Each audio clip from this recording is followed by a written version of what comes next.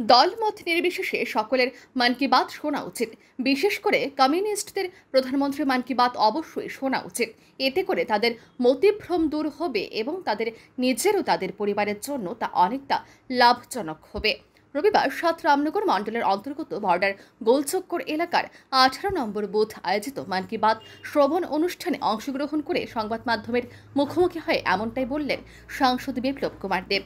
উল্লেখ্য, প্রতি মাসের শেষ রবিবার প্রধানমন্ত্রী মন কি বাত অনুষ্ঠান সম্প্রচারিত হয়ে থাকে।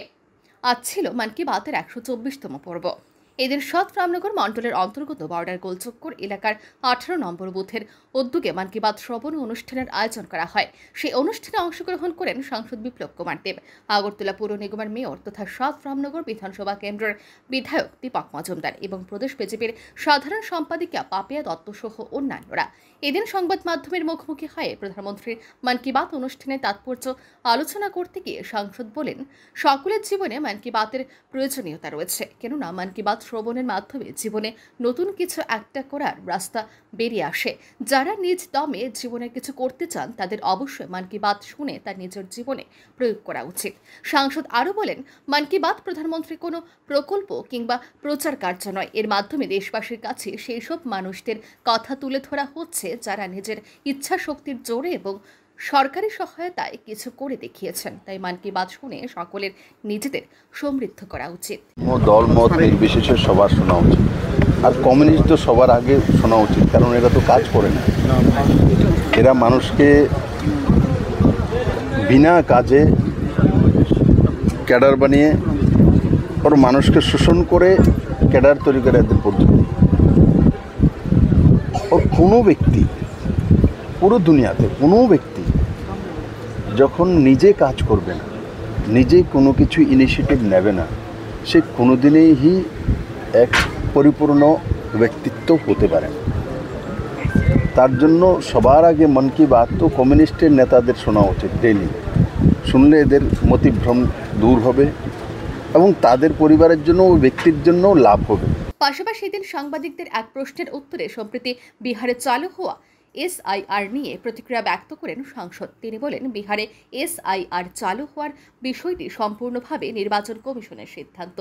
এতে ভারতীয় জনতা পার্টির কোনো ভূমিকা নেই। বাংলাদেশ কিংবা পাকিস্তান থেকে ভারতে অবৈধভাবে প্রবেশ করে ভারতীয় নাগরিকদের ভোট হরণ করার বিষয়টি কোনোভাবেই মেনে নেওয়া হবে না। তাই বিহারবাসী ও গোটা দেশবাসীর স্বার্থে নির্বাচন কমিশন SIR চালু করেছে। বিহারে নির্বাচন কমিশন করছে, এটা ভারতীয় জনতা পার্টি আর অন্যের দায়িত্ব নয়। তার জন্য কংগ্রেসের আর অন্য পার্টির ভীমরতি ধরেছে যে 7 দিন যাবৎ হাউস চলতে দেনে SIR কারণে।